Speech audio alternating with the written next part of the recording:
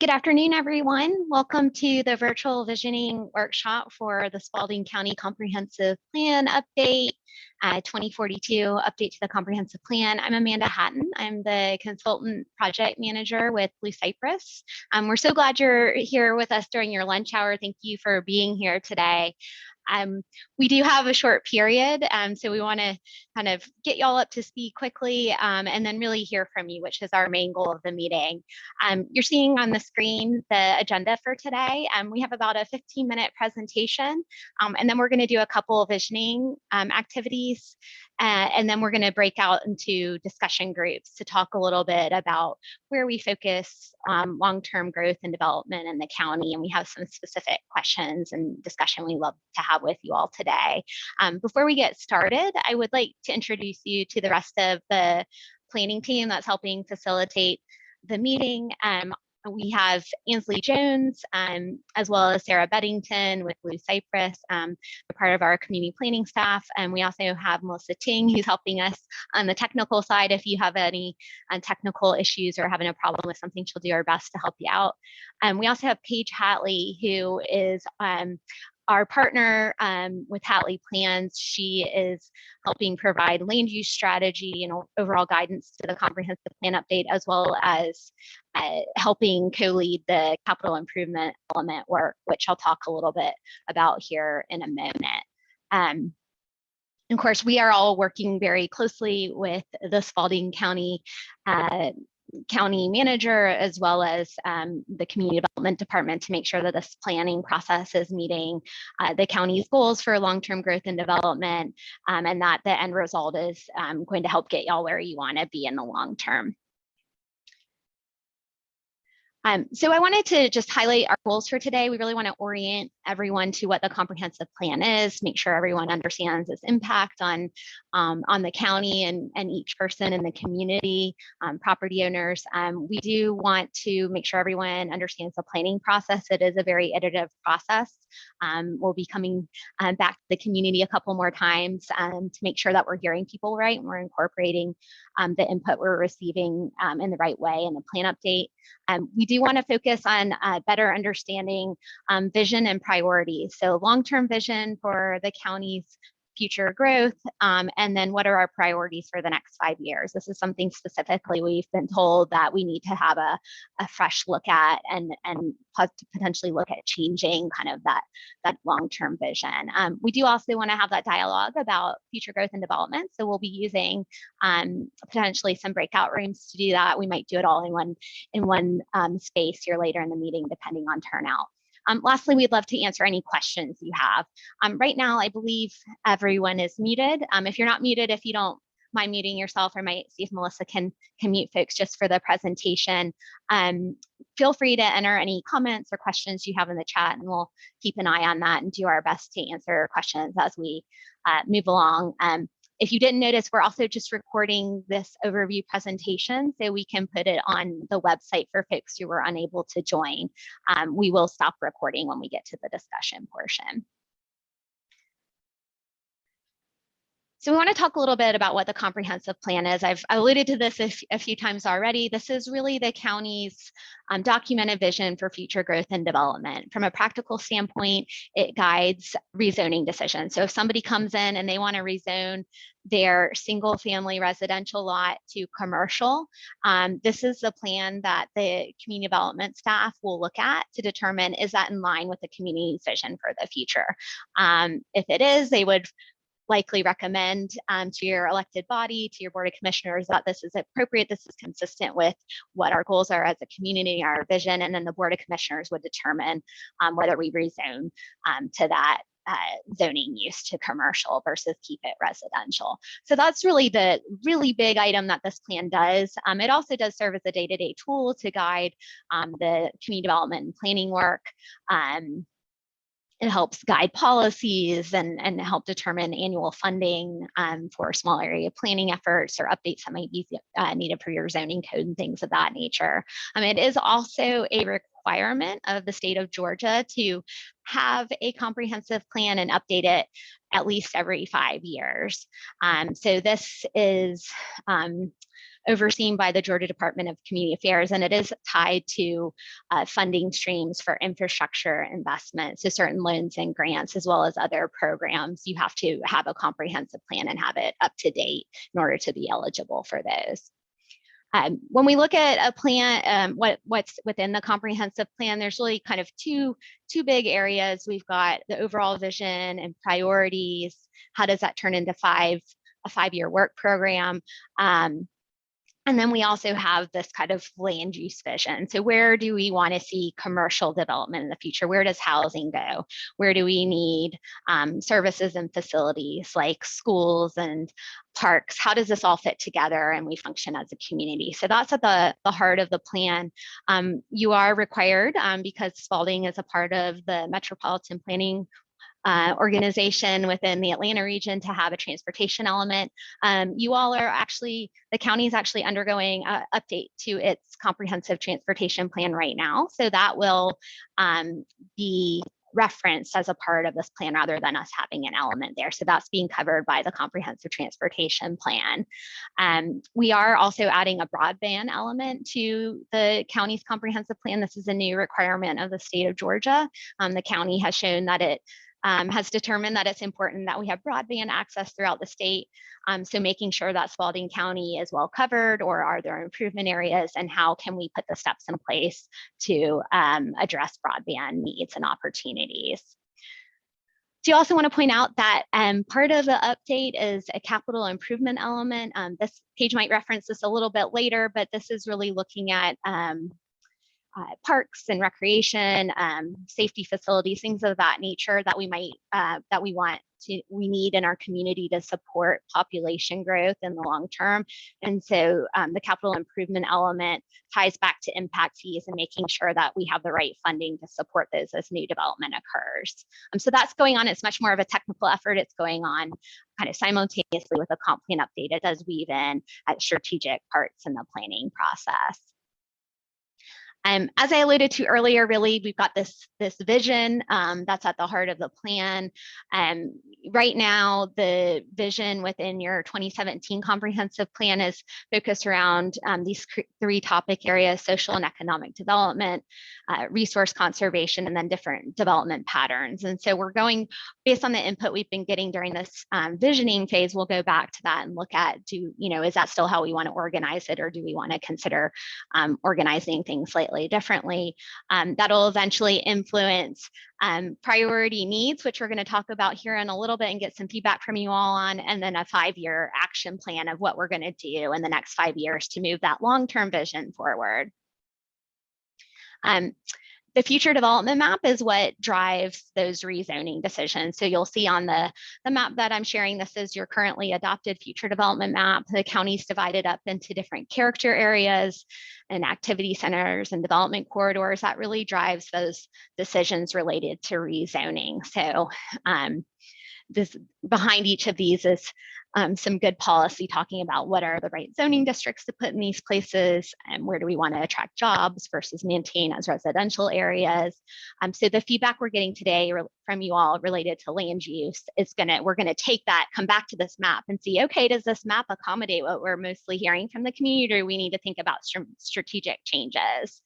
We've already gotten a little bit of guidance from the county and the steering committee on where some changes likely needed to this map to accommodate that long-term vision. We do want to highlight that this is considered a major update by the county, largely because we are looking at refreshing the vision and going back to the future development map and likely seeing some notable changes to it. So you're seeing some of the other things that we're doing during the process. We are in the middle of assessing existing conditions and trends. Paige is going to give a few highlights from what we found out so far to help set the stage for our conversation. Everything else I think I've pretty much already mentioned here. We do want to reiterate that the comprehensive plan is very much a community-driven process. It is the community's vision and us making sure we're capturing it, and that we've got the right plan in place to implement it. So at the heart of the planning process We've got a steering committee that includes economic development representatives, some elected officials, as well as community representatives. That is making sure that the planning process is moving along in the right way. There are sounding board. They're also serving as advocates of the planning process. And so we're working very closely with the steering committee to help keep us on track. We've already met once, and we'll meet 2 more times. We want to highlight on the fringe around the steering committee is the planning team, which you've met many of us here today on this meeting. And then you all are the community. And so we're all working together to make sure this plan helps get us to where we want to be as a county. I do want to also point out that your regional commission, as well as the state, play an important role in the plan. There's a 60-day window at the end of the planning process where they will review your planning document, make sure it meets state regulations, that there's no conflicts with neighboring jurisdictions. So neighboring jurisdictions like Butts and Henry County, the city of Griffin, which is not a part of this planning process, they have their own comprehensive plan. They will receive the plans to make sure that there's no jurisdictional boundary issues, like where they're planning something here, but that doesn't work with what's going on our side of the border. So, and ultimately, your Board of Commissioners will be asked to adopt the plan, and then that will be something that they're going to be implementing. So they play a really important part in implementation and making sure the plan moves forward. This is a little highlight of our planning process.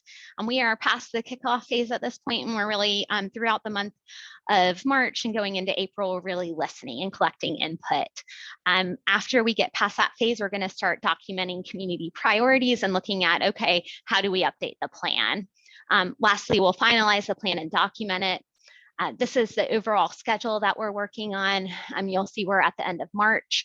Really, most of the work is going to be done here around June. We're looking to transmit the document, have your Board of Commissioners transmit the document in July to go to the state and region, as I was referencing, and then we'll look for any comments to come back and wrap up the plan and finalize it in September for the Board of Commissioners to consider its adoption.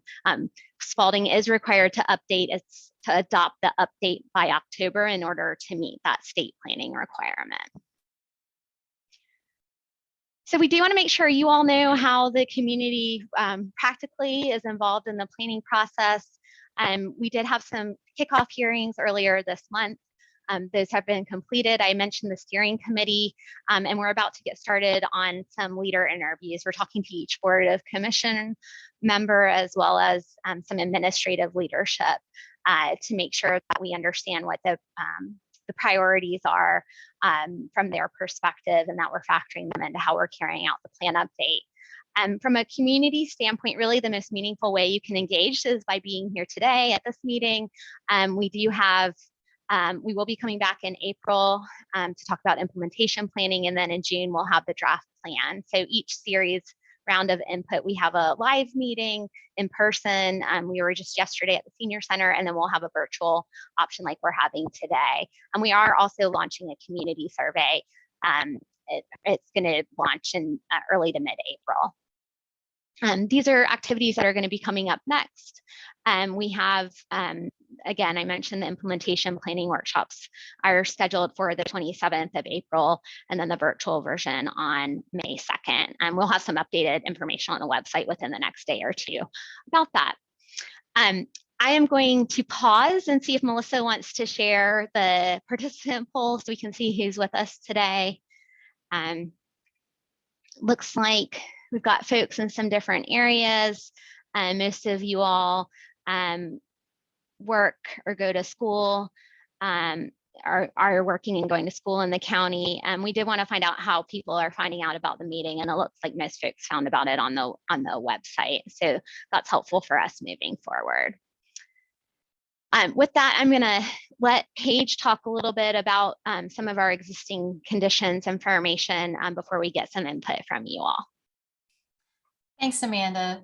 As she mentioned, this is a long-term planning effort, and so we're looking out 20 years to 2042.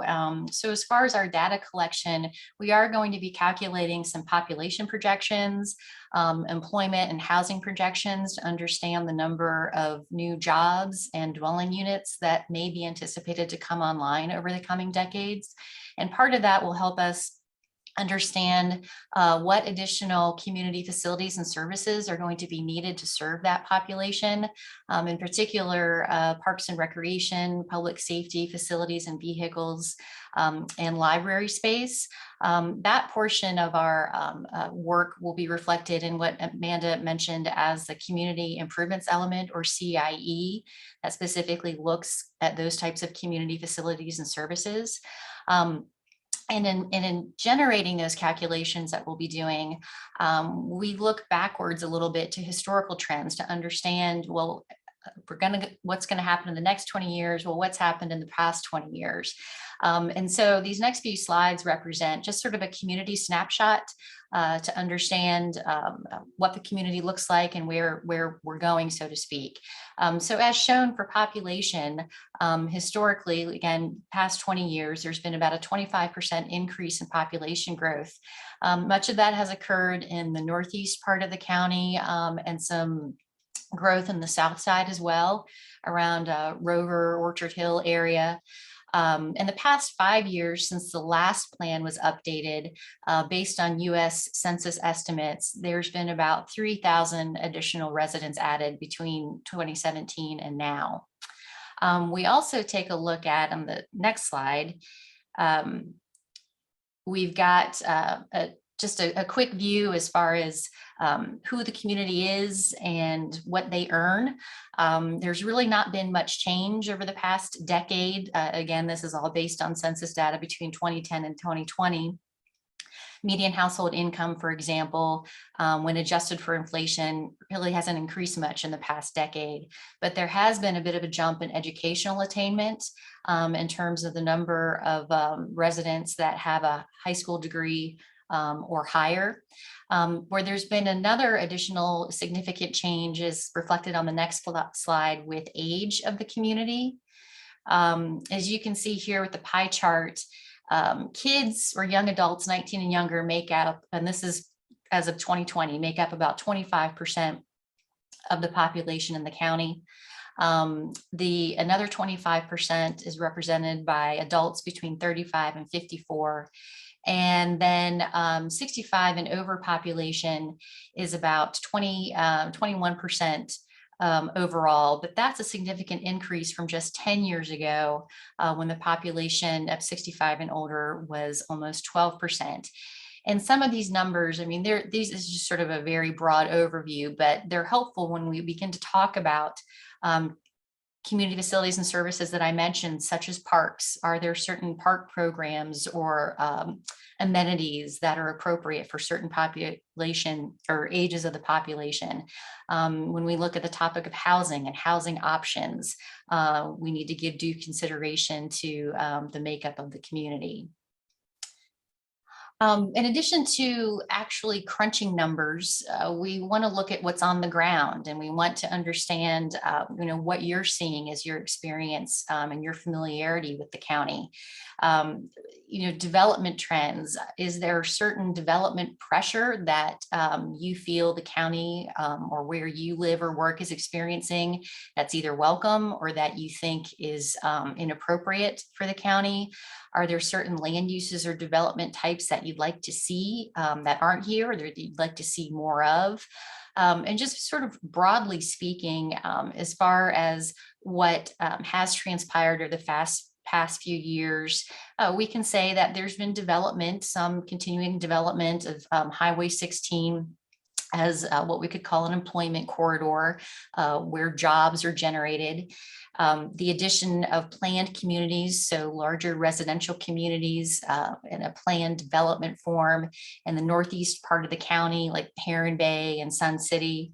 The US in the 1941 corridor, I believe just recently there's what was called an overlay district that was adopted by the county to help guide design and use of the corridor that's predominantly commercial, but an overlay district can help identify an appropriate mix of uses and design standards that would be laid on top of or overlaid the base zoning districts on properties for that area. The zoning itself regulates use, and an overlay district can give heightened standards for a given area, including 1941. And all of this is really to say that when we're talking about development and growth, two key words with any future development map or land use plan or comp plan, we're talking about, well, where does growth go? If it's understood or accepted that to some extent there may be growth, then how can it be targeted? How can it be managed or guided in an appropriate way? And so that really boils down to why we plan. We know that change happens, as we touched on, some changing demographics in the planning area. And I should have clarified when we talk about the planning area, as Amanda mentioned, we're looking at unincorporated Spalding County and the cities exclusive of Griffin. But we see change in land use, change in infrastructure, change in technology, as mentioned with broadband. So there's going to be change over time. And so coming back to that principle of, well, where should growth go? If it's going to occur, to what extent and where might that best be situated within the county? And the comprehensive plan is an opportunity to address that and look at opportunities to raise the bar, as noted here.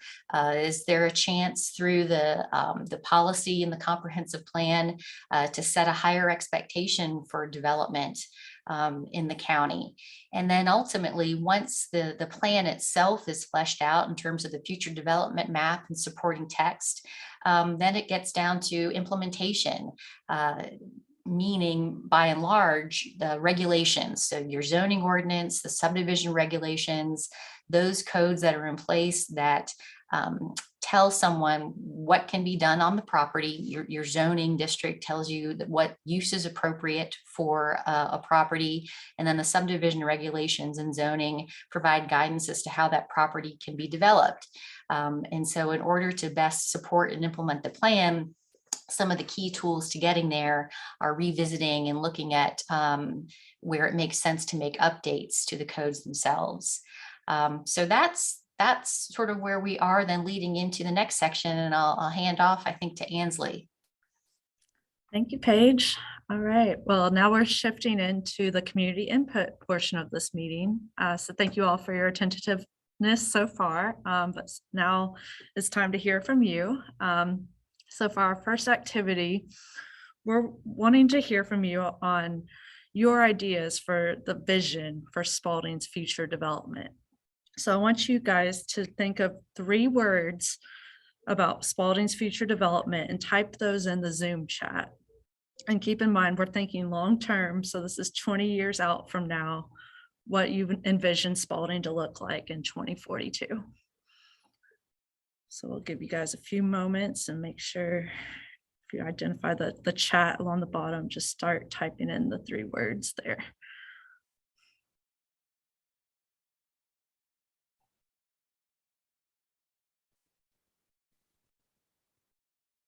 And we'll be using this input to update that overall vision and goal statement. So it's really helpful for us to hear what comes to your mind so we can go back to what's in the 2017 plan and say, hey, does this still ring true? Or actually, we're hearing different words and we're going to need to rethink how we're presenting ourselves as our future plan. Even if you have one word, that'll help us out. But all right, we're seeing some answers coming in. Seeing infrastructure, economic development, housing. It's great.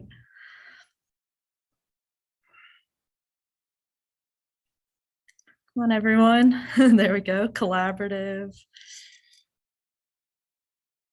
thriving.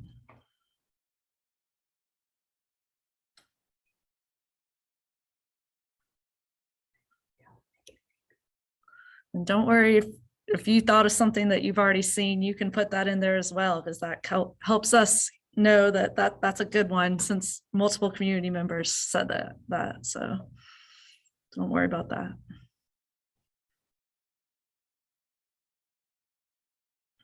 All right, couple more minutes and we'll move on to the next activity.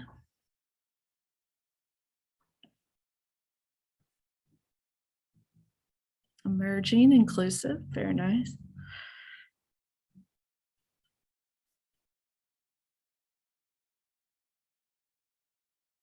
All right, well, if you're still thinking, you can still insert those into the chat, but I think we'll move on now to the next activity.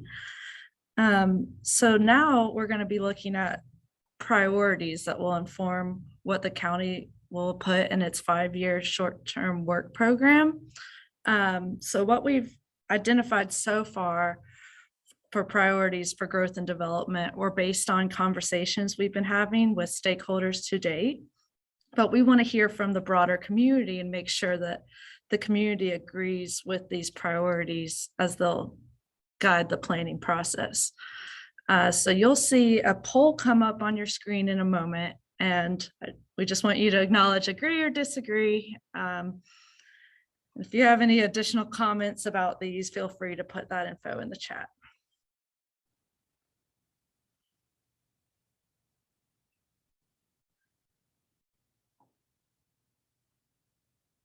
You should be seeing the poll on your screen now.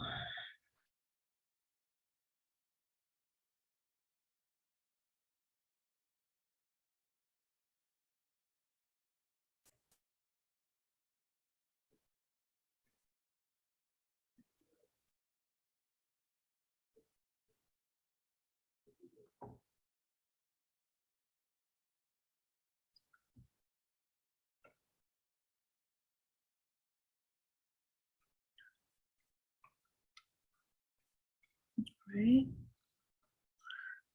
A few more minutes and we'll move on to part 2 of this exercise.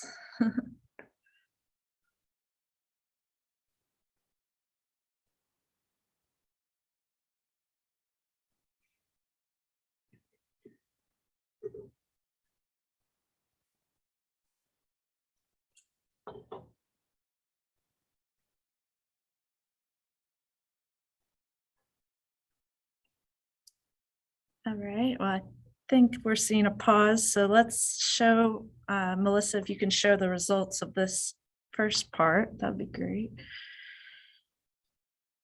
Looks like we're seeing some strong agreement on the priorities we've shown so far. But now we have a few more for you to weigh in on. So you'll see another poll launch up in a moment.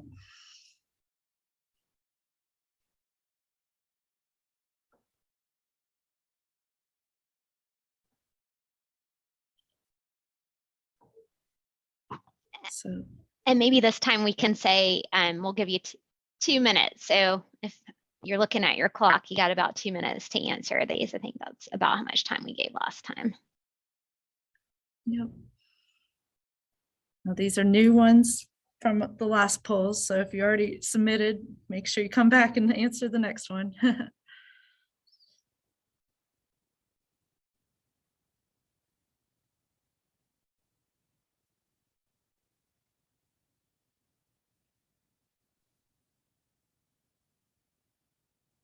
And the other thing is, these are our last set of priorities that we've identified at this point. If there's something else that was on your mind and you're thinking, well, I was expecting this other thing to be on there, please put that in the chat. Mention this is iterative, so we'll be building on what we're hearing today and bringing it back at the next round of meetings to take it to where we need to go next, and developing and updating the plan. So.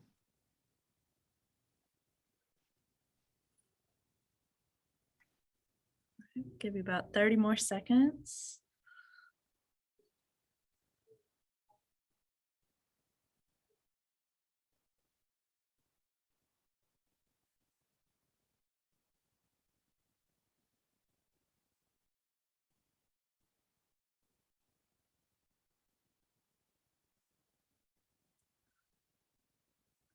All right, Melissa, will you show us the latest results? And as you can see on your screen, it looks like the community agreed with all of the priorities we've shown so far. But as Amanda said, you can keep entering more into the chat. And with that, we're going to move on to our next activity.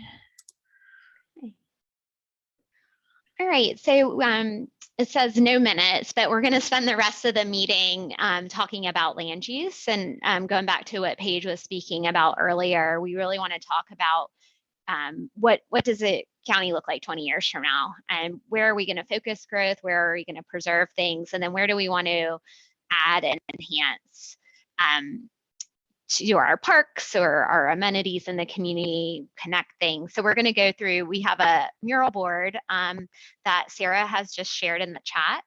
What this is a collaborative board. It works kind of like if you were at the in-person meeting or came to an in-person meeting and got to put dots or stickies on a map or write in on a map or board. This basically allows us to do it online. I'm going to pull that up in a minute, but you can go ahead and enter that meeting as well. And if you feel comfortable, you're welcome to participate, but otherwise we're going to unmute you all and let you feel free to share your video if you like. We're not recording this part of the session, but we'll be documenting it